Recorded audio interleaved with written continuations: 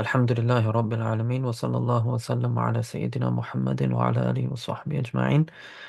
Assalamu alaikum wa rahmatullahi wa barakatuhu. It's a great honor and pleasure to be joining you all this afternoon on polling day to discuss matters which are more timeless than that, which is the sacred law of zakat, which in the midst of the conversation you might see some connection actually with people's concerns today, which ultimately is making a society that actually works. And I think zakat, as you'll see, although briefly, is quite an important part of the divine injunction for building societies that work. And I'll be doing my best to illustrate that. I'm going to share my slides. Well, share my screen, I mean. Uh, 1 second. Okay.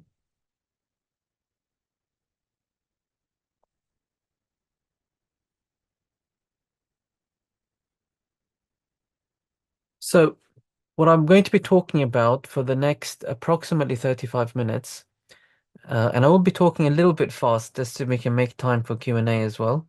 So you can hold on to your seats and maybe Afnan can find a way to share the slides with people after the event. Oh, I suppose this is recorded as well, so you can look at the slides in your own time.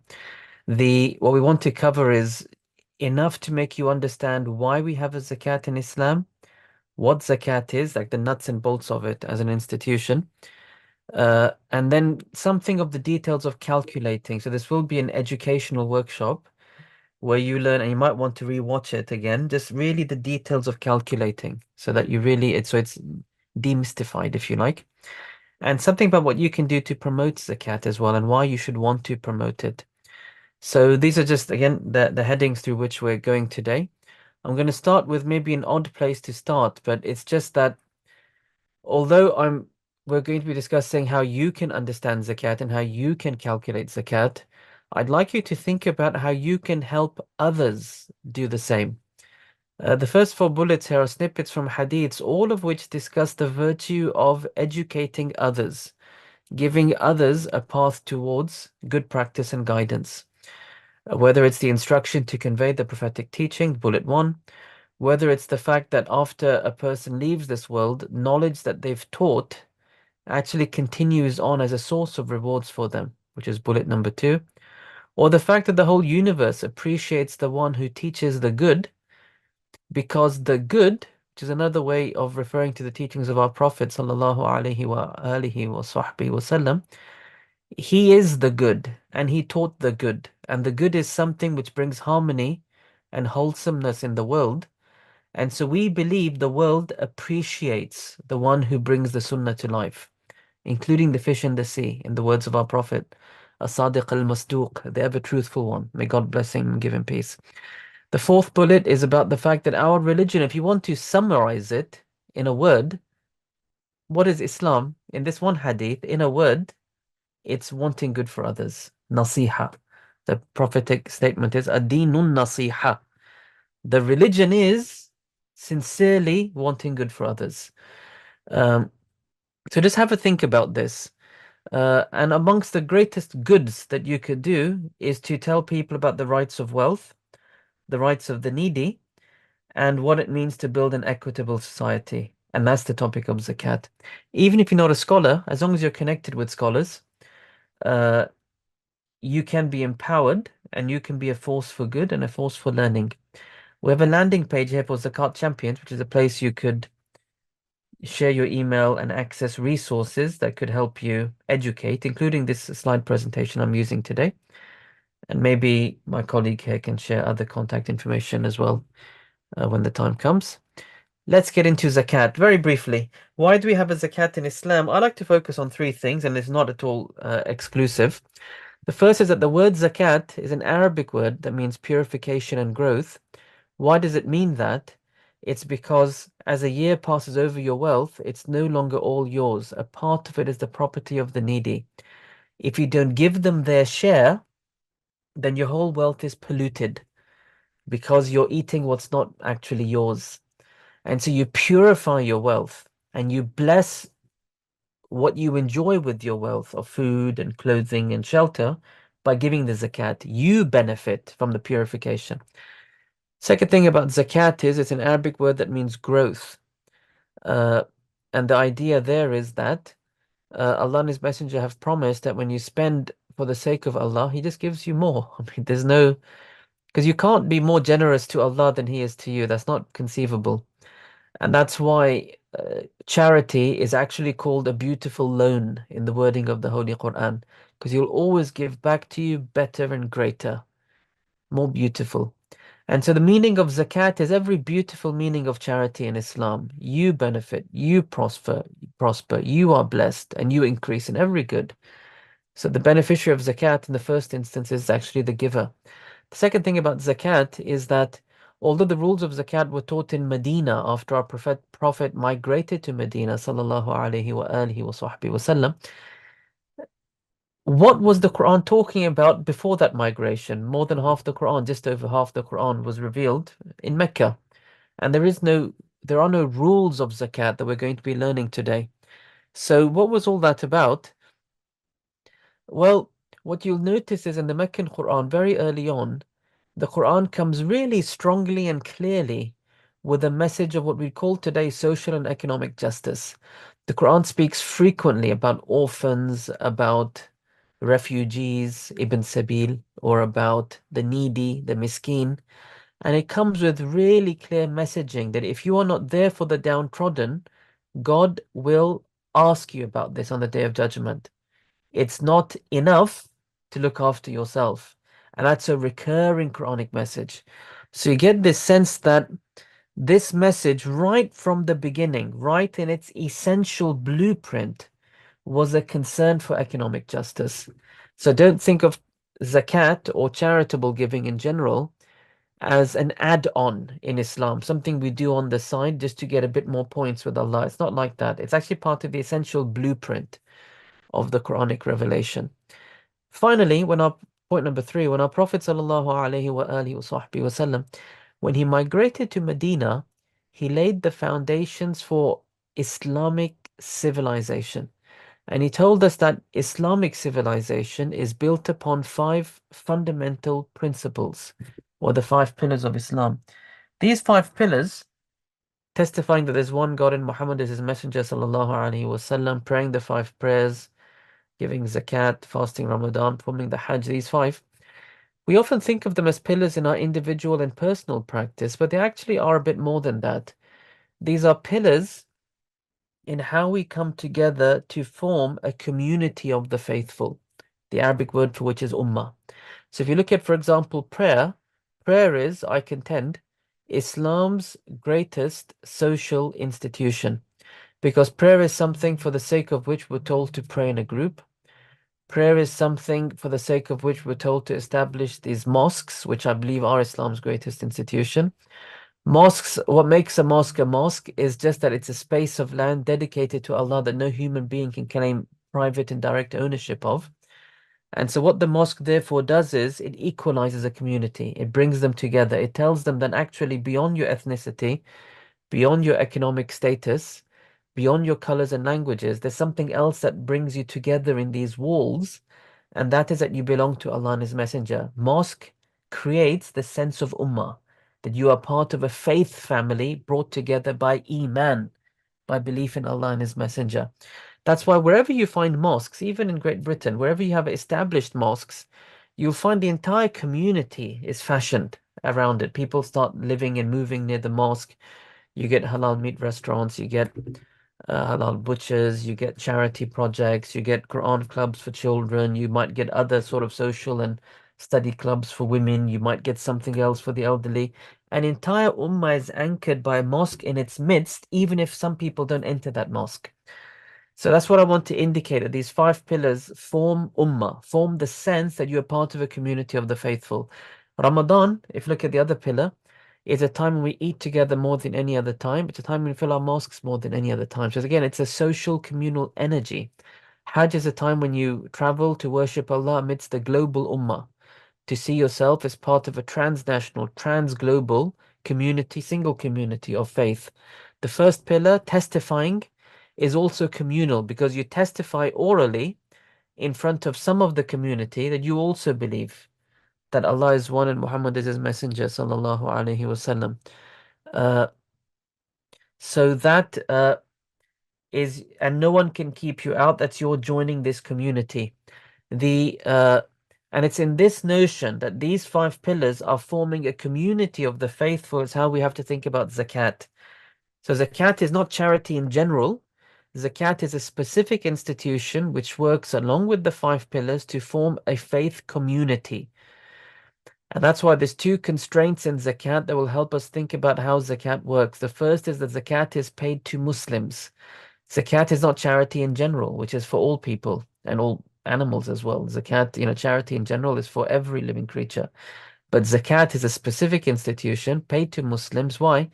Because the message of zakat is that faith is like family. You all know that you have a special duty of care to your blood relative. So similarly, you have a special duty of care to your faith relative. And the name of that duty of care is zakat.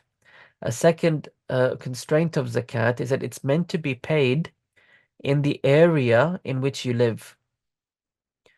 Uh, that's something agreed upon by the four schools of traditional Islamic law.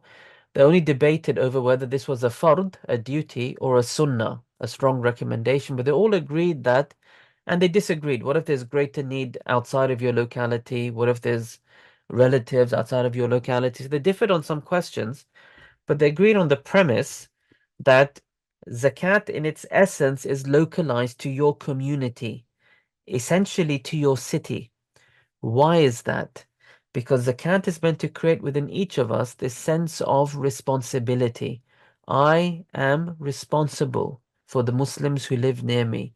Because it's that feeling of responsibility that kickstarts the creation of a strong community. And that's at the heart of these pillars.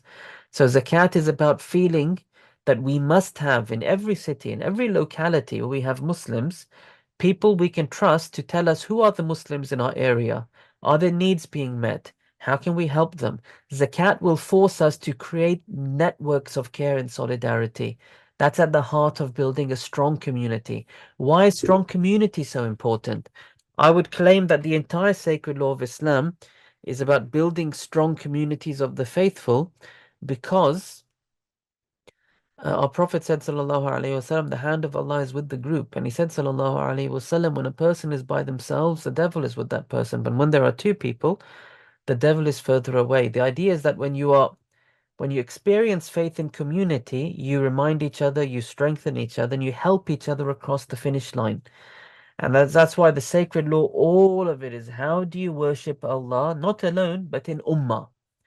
Salat and Zakat are the most repeated of these institutions. They come side by side 28 times in the Holy Quran.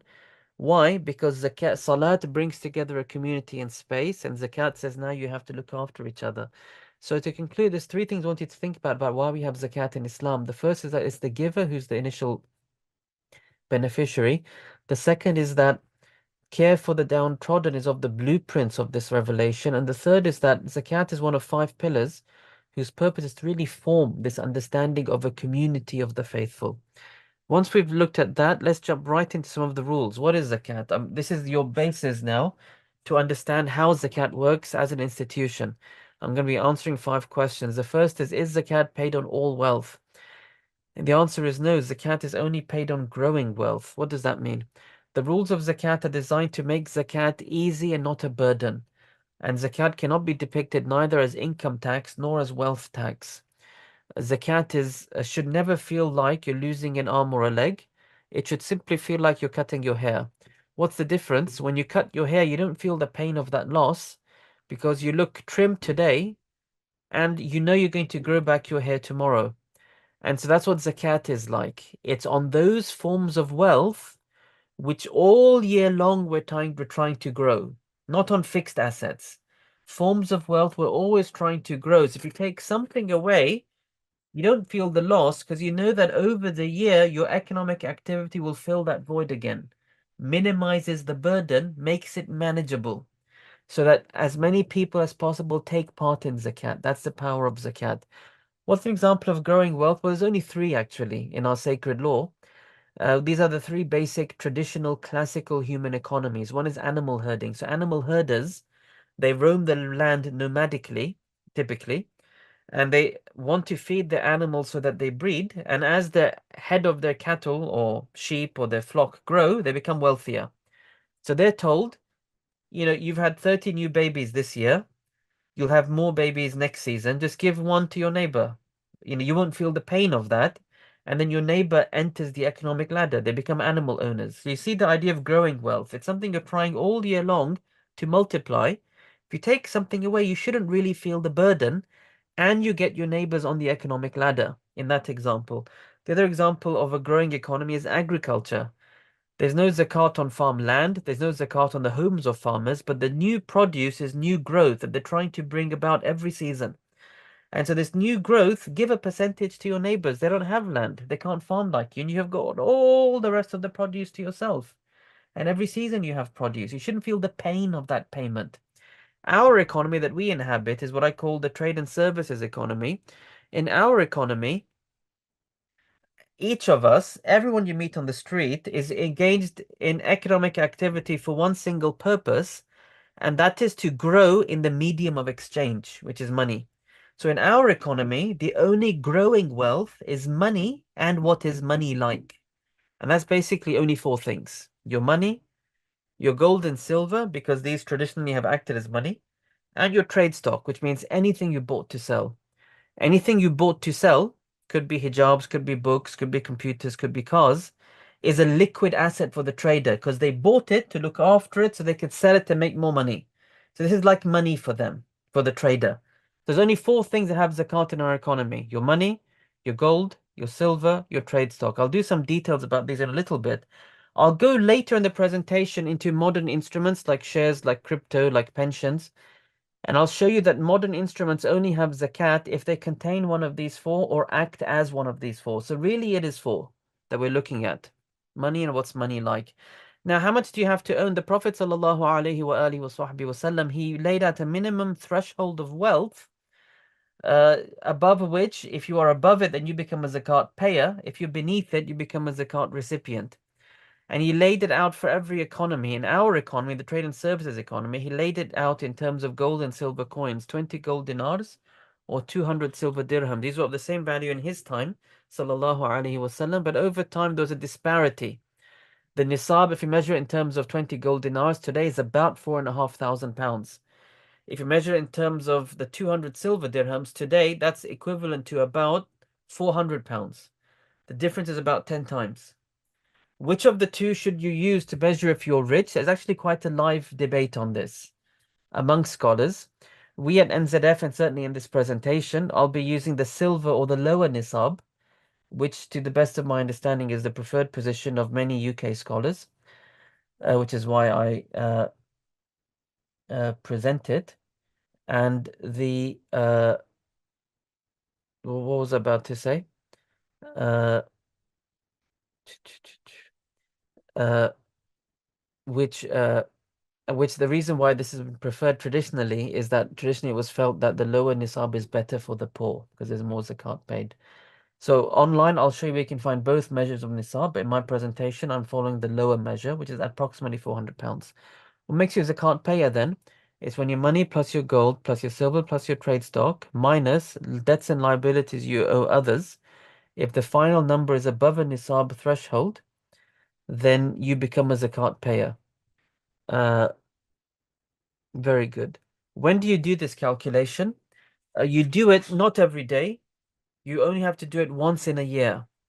And that's because you have a whole year to grow your wealth. And you don't have to, during that year, do any calculations. You don't need any spreadsheets. You don't need any accountants. Literally, one day of the year, you add zakatable assets, subtract debts and liabilities, pay. It's a 1 day calculation per year, snapshot. On that day, what do you have? On that day, what do you owe? You do not have to take account of how things came and went during the year. And in the Islamic calendar, we use the lunar calendar. The only thing difficult in this topic is knowing when to start calculating. How do you do this? You do it as follows. The the way the date gets arrived at is as follows. The first time in your life after puberty that your money plus gold plus silver plus trade stock minus debts and liabilities, the first time this took you above a nisab threshold, what you were meant to do was to note the date, nothing more. 1 year later on that same date, if you were still above the threshold, then you pay zakat.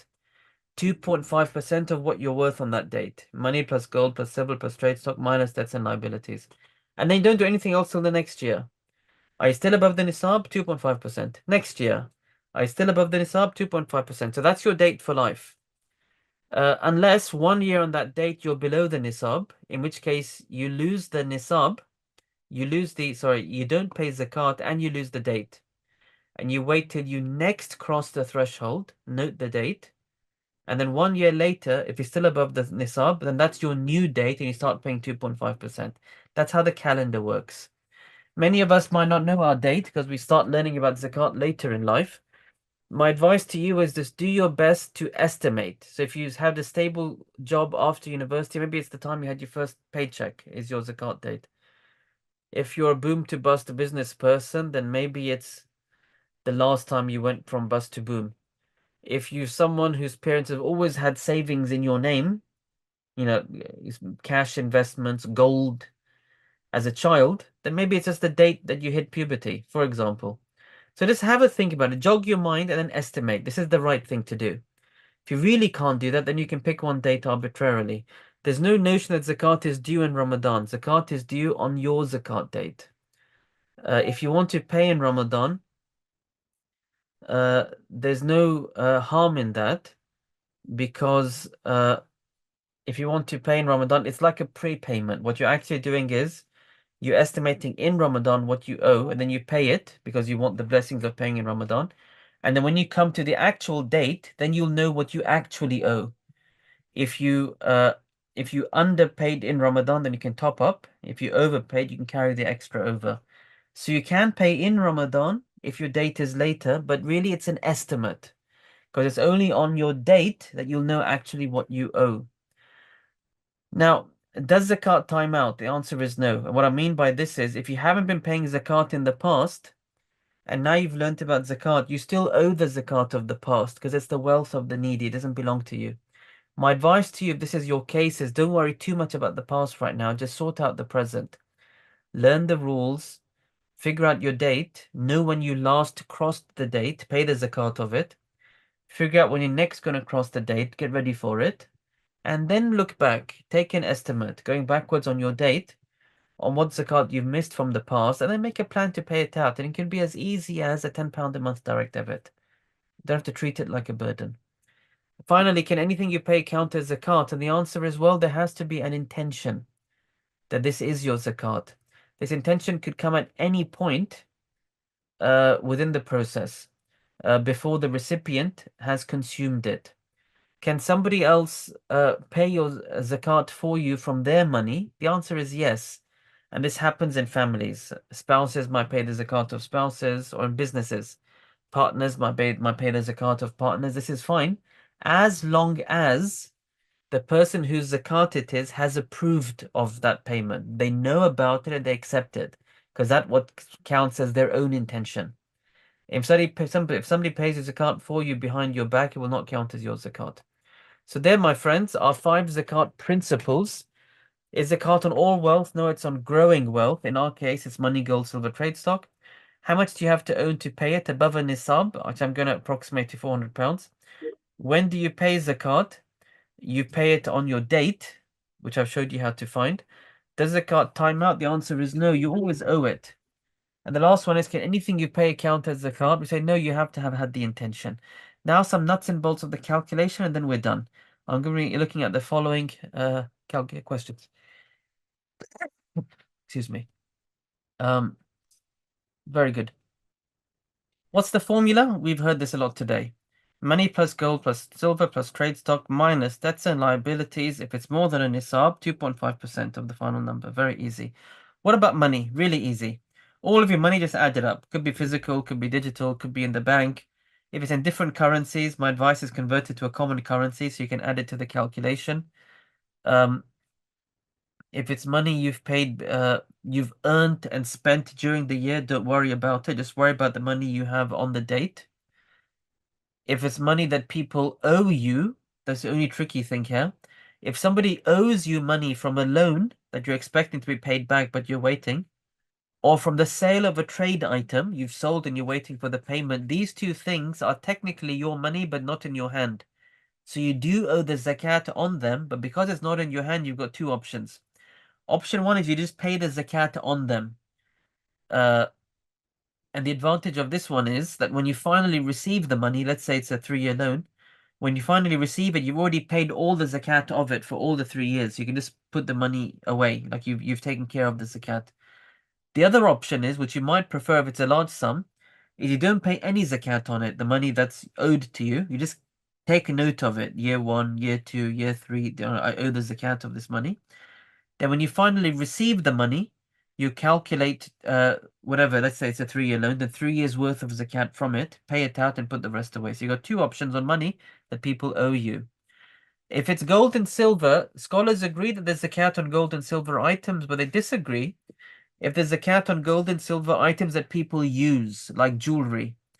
Uh, the Hanafi scholars felt that there's always zakat on gold and silver items because it's in principle like money.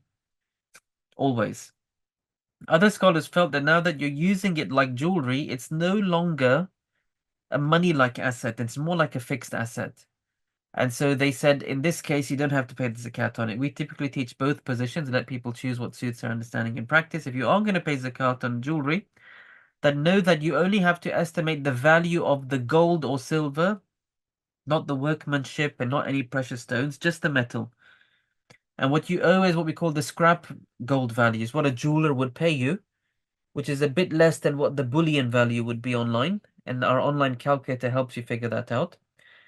And secondly, there's no zakat on gold, which is less than 50% pure. So if it's less than 12 carats, there's no zakat due on it. Now, the last of the four items, we looked at money, we looked at gold and silver. The last one was trade stock, something you bought to sell. What's the rules of trade stock? Anything you bought with the intention to sell, and that's still your intention, you owe zakat on the market value of this item because for you it's a money-like holding. If you bought it to sell it, now you've changed your mind, it's no longer a trade item. If you bought it for personal use and now you're selling it, it's not a trade item. You have to have bought it to sell it, and that's still your intention. Meaning, if a buyer were to come to you today at a good price, you would sell it. So if that's your case, you pay zakat on the market value of this item. So in this topic, there can be gray areas, whether something is a trade item or not. So you have to look at your intention. So if somebody's buying a second home, you have to ask them, why are you buying a second home? If they say it's like a long-term investment, meaning I've got money lying around, I don't want it to depreciate, I'll put it into property. Maybe I'll move into it, maybe I'll give it to my son, maybe I'll sell it. This person is not trading in property. There's no zakat in the value of property like that, second, third, or fourth properties like that. Uh, if somebody buys property for rental purposes and the property itself is not for resale, there's no zakat on the value of rental property. Lastly, if somebody bought property for resale, like they buy houses, they fix them up and sell them, this is a trade good. They owe zakat on the value of this property. Same with cars. Many cars for use, no zakat. Many cars for rental, no zakat. Many cars for resale, zakat on the market value of those cars. If you are trading in items that you buy raw material, you increase its value through manufacturing and then you sell it. Like I buy wood and then I make furniture with it and then I sell the furniture. Such a person, when the zakat date comes, if they have just wood, then they estimate the wood on its market value. If they got finished furniture, which they haven't sold yet, they estimate the furniture on market value. That's just about trade items and manufacturing goods. And the last one is now modern instruments, shares, pensions, crypto. How do modern instruments work? With shares, if you bought them to sell them, then these we treat as trade stock. These are things you've these are things that you've you've bought to sold, like any other trade item. So you owe zakat on 100% value of these shares. If you hold the shares for other purposes, then it's not a trade item. However, what shares represent is a part ownership of all assets of a company. Some of those assets will be money, gold, silver, trade stock. And so we say the proportion of the company that is in the form of money, gold, silver, trade stock, that proportion of your shares are zakatable. So, for example, if you look at the Apple balance sheet, and if what you find is 15% of what Apple is worth is held in the form of money, gold, silver, trade stock, uh, then in that case, 15% of your Apple shares should be paid zakat on. That's how this basically works. If you don't want to do that investigation yourself, our muftis did that investigation through the FTSE 100 companies a few years back, and they felt that 25% is a good proxy. That if you just did 25% of the value of your shares, that would cover what normally is zakatable in public listed companies. Pensions, we answer the same way. So if you have a defined benefit scheme, which is there are no assets in your name while you're working, but once you retire, you get a fixed salary, then there's nothing in your ownership while you're working, no zakat to be calculated. If you're in a defined contribution scheme, which is what most private sector people have, which is a scheme you can opt into and opt out of, and you can see the growth of your pension pot. This is a pot in your name. It's your money. The only difference is it's locked away, but savings accounts are also locked away and bonds are also locked away, but they're still saving instruments you've chosen because it grows your wealth. This is your money wealth and you do owe zakat on it. However, most of this money is not in the form of money, gold, silver, trade stock. Most of it is in the form of other assets. So you only owe zakat on the proportion of your pension pot, which is in the form of money, gold, silver, trade stock. How do you know that? You can find that out from your pension portfolio. And we've done research on this. And I'll show you our research in just a little bit. Finally, cryptocurrencies. If these are payment tokens like Bitcoin, then just add them to your money. If these are other tokens like NFTs, then no, there's only zakat on them if you bought them to sell them, in which case they are trade items. If you have investments you've made for your children, scholars of the Hanafi school say there's no zakat on the wealth of children until they hit puberty. Scholars of other schools felt that there is a zakat on all Muslim money, and so the guardian has to calculate the zakat from the wealth of children and pay it out. Again, we typically teach both and let people choose what suits their understanding and practice. Finally, what do you subtract? So what do you add? We've seen it now. Money plus gold plus silver plus trade stock plus a proportion of your pensions plus a proportion of your shares plus your crypto payment tokens. 8 things now, modern and old. What do you subtract on your zakat date? What do you owe other people? Could be a fee, a fine, a bill, an invoice, something you actually owe, not something you anticipate. So if you can't subtract next month's electric bill or next year's car payment, but what do you owe on the date? This you can subtract. What about long-term repayment plans? If you're in multi-year repayment plans over a car or over a property, then what scholars typically advise is you are allowed to subtract up to 12 months worth of repayments, which will you repay over the course of the year. Not the interest, but the principal. Same is advised with student loans. Like, what do you really expect to pay back of a student loan in the next 12 months? That you're allowed to subtract. You can't subtract the whole amount of the student loan or the whole amount of the mortgage because you're protected. The bank will never knock on your door saying, pay us all of the mortgage today. In fact, they'll fine you if you try to do that.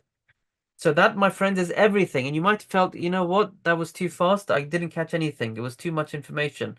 I lost my focus. Don't worry about it. I'm going to show you some online resources, which if you go to them, you can actually afford not to have remembered much of what I said. What are the online resources? Let me just share my screen again in a moment. There. Right now I'm sharing with you the NZF website, nzf.org.uk. If you go there, there's a tab on top called Calculate. If you click on Calculate, you have a whole host of calculating supporting services. You can book a free consultation with a scholar, and you can spend some time with the scholar to help you with your own calculation. You can find out Nisab rates. So right now, silver value has gone up quite a lot, and you have the gold values. You can go back the last 20 years. You can download Zakat guides, which will help you in your calculation. We got general Zakat, business Zakat, Miss Zakat. You can access a knowledge bank with pre-prepared questions. Sorry, currently a stable community hub. If you go to pensions, for example, this is the research I was referring to. What proportion of different types of pensions is zakatable? If you've got a Sharia pension, we're talking about 0.65%. If it's a property fund, it's really talking about 0.375%. So we went through various pension types and what's zakatable in them. If you can't find the answer you're looking for in the knowledge bank, just write to us, and we will either give you a link to a pre-answered question, or we'll get it answered for you. And finally, we've got a really smart online calculator. It's really, really smart, and it works through all the topics of my presentation today. Just list the assets which you have and just go through the calculation. What cash do you have in the hand and in the bank? What's owed to you from a loan or from a sale? Your gold and silver, the help will tell you the difference of the scholars. You can add the value of it or give us the weight and we'll figure out the scrap gold value. Your shares, this will summarize what I said earlier today. Are you reselling? If not, then 25%. And it's all built into the calculator. What have you bought for resale? What have you bought for other reasons? Your pensions, if you know what you want to pay in the pension, just write. If you don't know, the calculator is built in our research for what proportion is zakatable of the different pension types. Just add it in there. Children's investments, you have a little summary of the debate there. You can add your entries there. Crypto payments. If you own a business, all that's zakatable in a business is the cash, the receivables from a sale, and the stock of the business. Money you owe others, you add it there, and it does a whole calculation for you. It'll tell you what your zakat is. We'll email it to you. It's a very, very good online resource. I just wanted to let you know that. That will help you with everything that you need. Just to wrap up my presentation, and then we'll take any questions that you have to share. Um, we talked earlier today about the importance of thinking about developing your local communities through zakat. We do have a need to champion the right of the neighbor in faith. My advice for everybody who's not started doing this already is start spending at least some of your zakat here in the UK. It will start a journey for you. I'm often asked, why do we need to spend it here? There's benefits and social housing and all sorts. But the truth is, people like that probably haven't really volunteered on the front line with food banks or even at mosques or even at homeless shelters. If they did, they'll realize the extreme rush on services that's growing in our communities.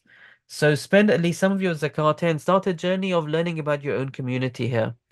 National Zakat Foundation is the only organization for collecting and distributing zakat within the UK. We across the UK. I mean, we're the only UK-wide zakat organization.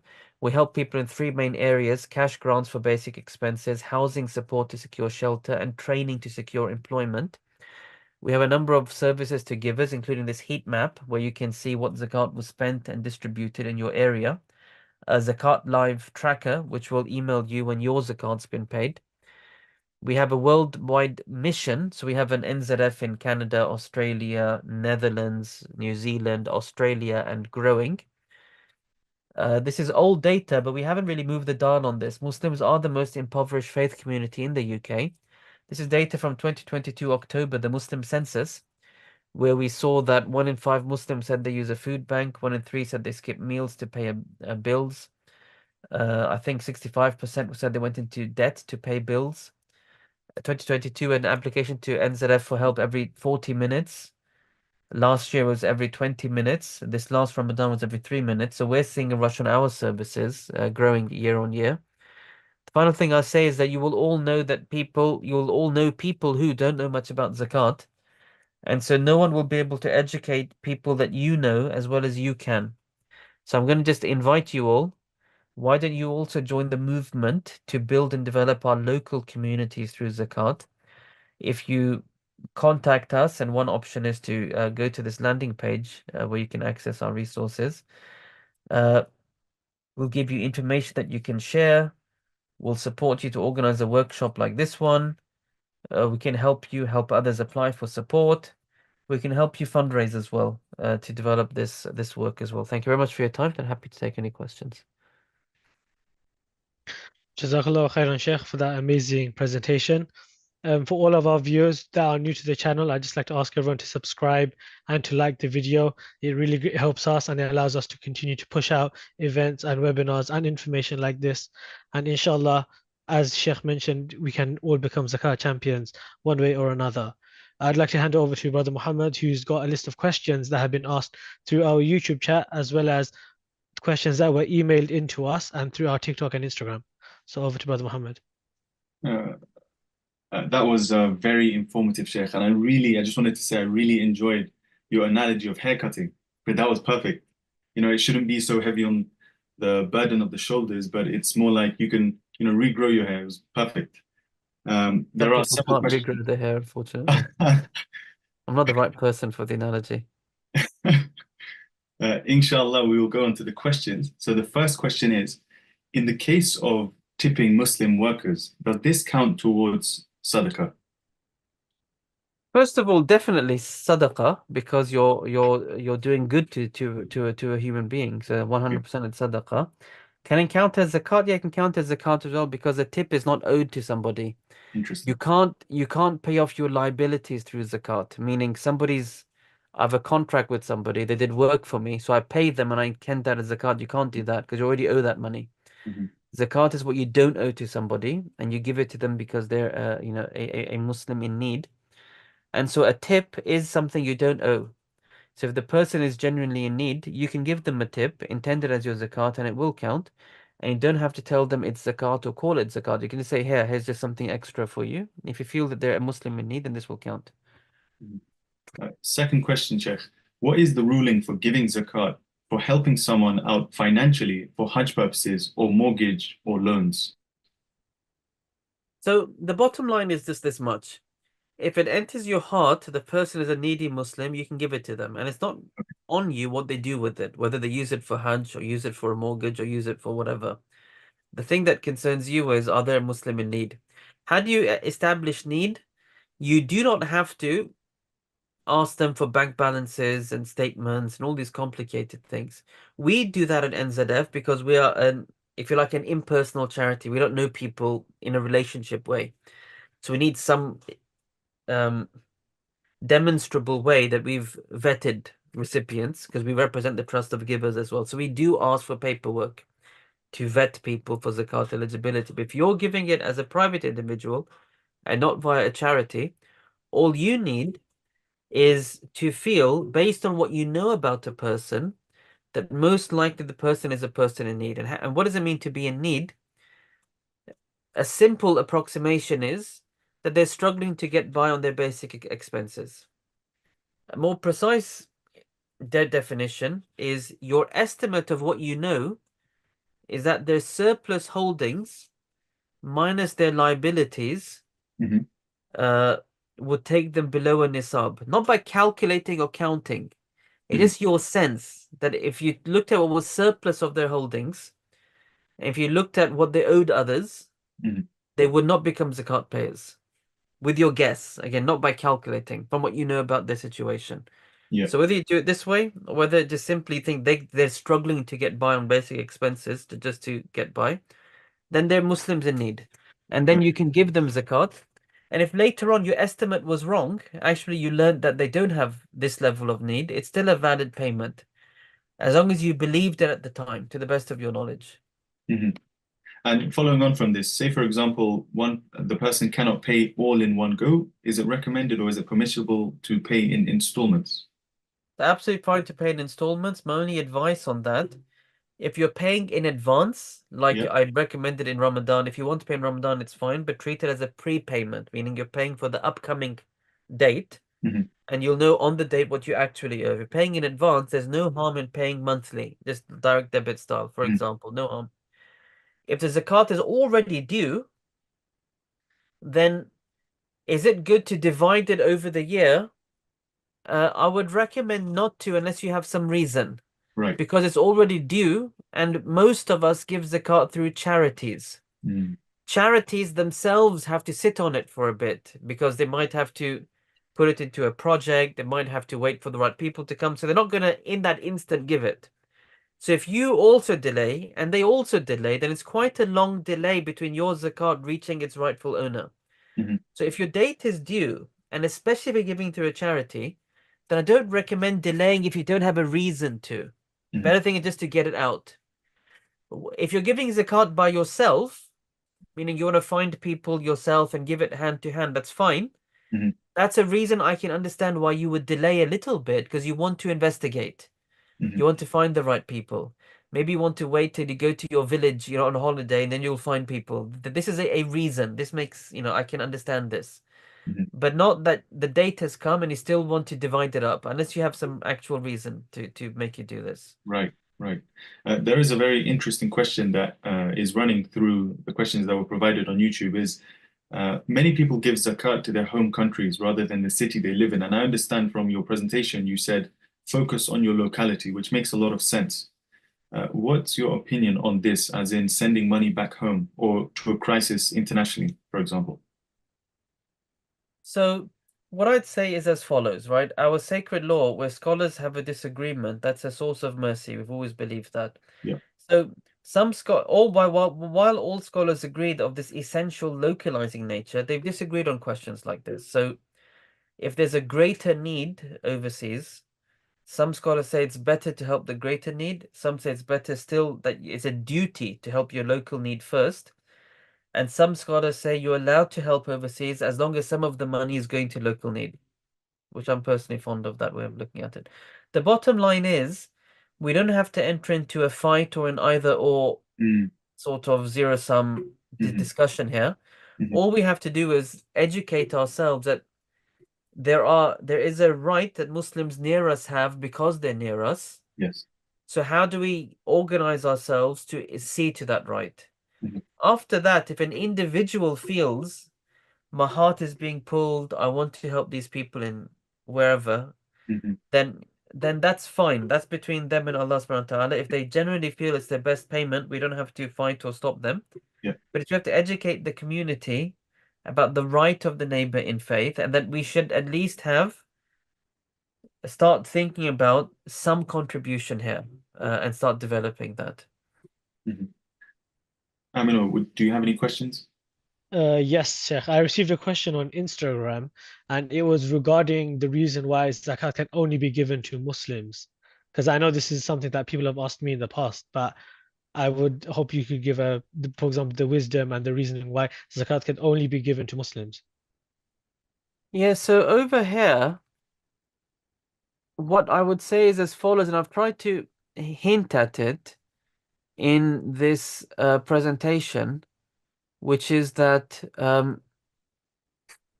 zakat is not charity in general. Zakat is just a small amount of your wealth, which is part of your pillars of your faith, each of which they work together to create an ummah, a sense that faith is family.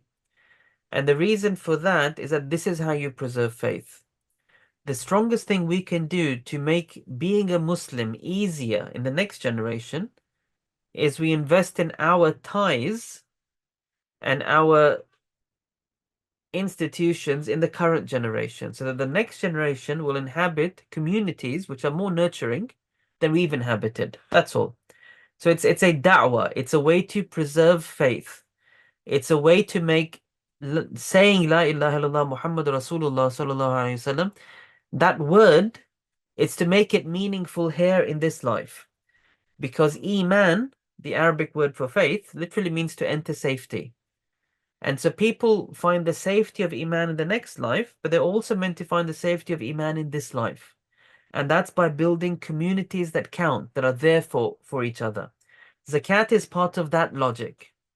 And it's not saying charity in Islam is exclusive for Muslims and non-Muslims, not non-Muslims. It isn't like that. That's all I'll say over here. But I must, for the sake of academic completeness, say two things. there is a topic of zakat called the hearts that are brought near, which some scholars interpret as helping non-Muslims who are close to converting, and some scholars interpret as spending strategically on people who can bring an advantage to the community who might be non-Muslim. So there's a topic there. I'll say it's academic. I think, there's people have different ways that they deal with that, but that's not like a core central topic, which is the topic we've been discussing today. Finally, there are some scholars, but it's a supremely minority opinion, who do allow zakat just for needy non-Muslims. But it's a very rare minority, not widely supported opinion in classical scholarship, but you will find it. The supported position, widely supported, is one that I've presented. I presented the reason for it.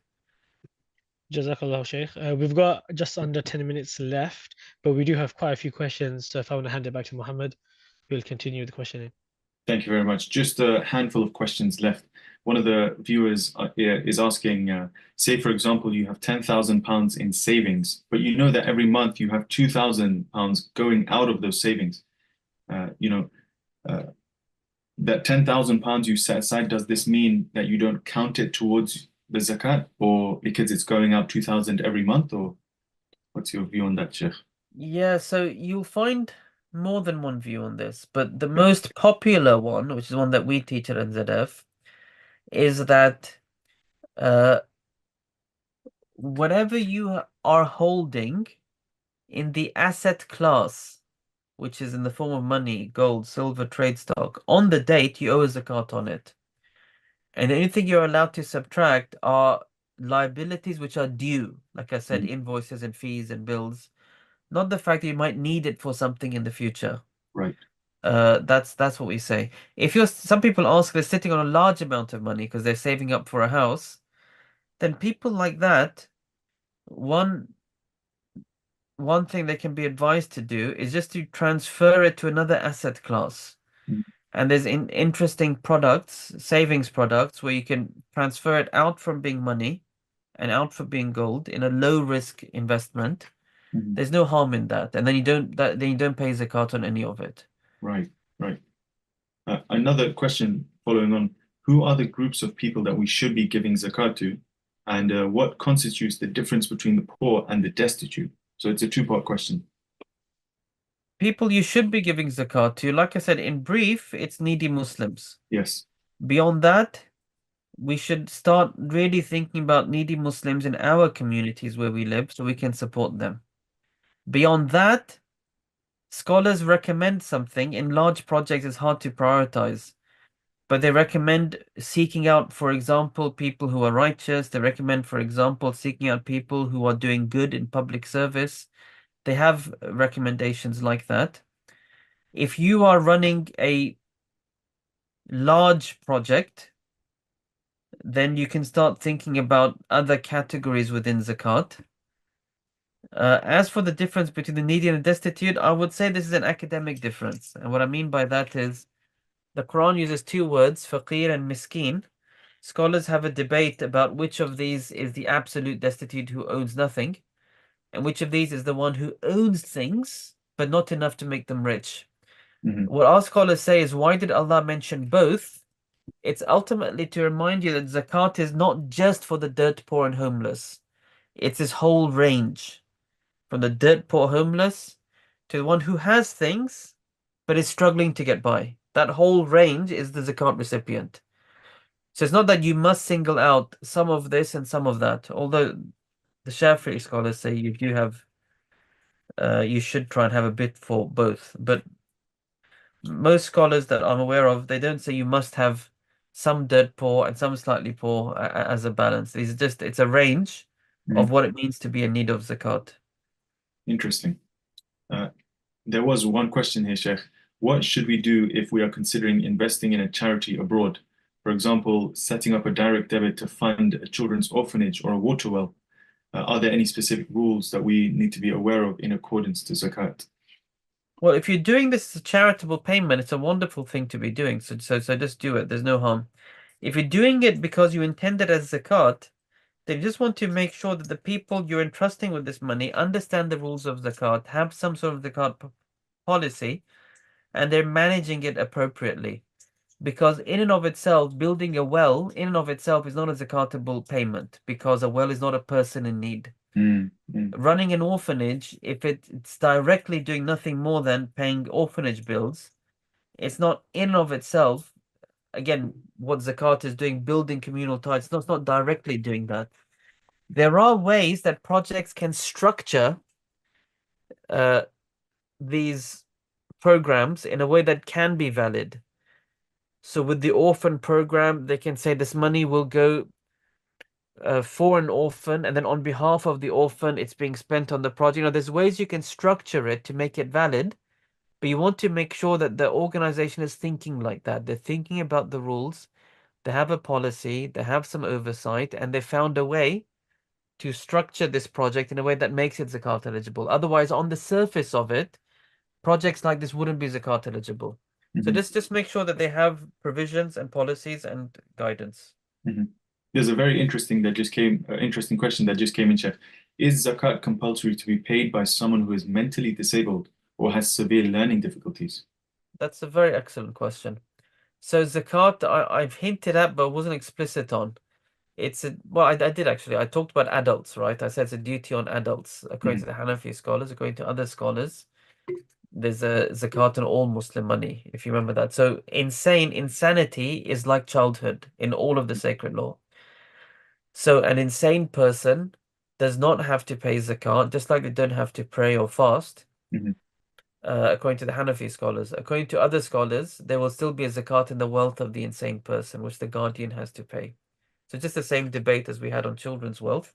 The trick is what is the definition of insanity? Because classical fiqh just mentions a word. The most typical word is majnoon.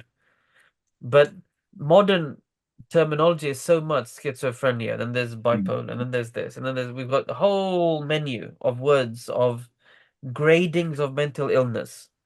So which of these is relevant here? And then you have your Alzheimer's and dementia and all the old age terms. That's why it was good your questioner mentioned learning disabilities, because the questioner, the way they framed it, I think it's correct, that there's a spectrum of issues here.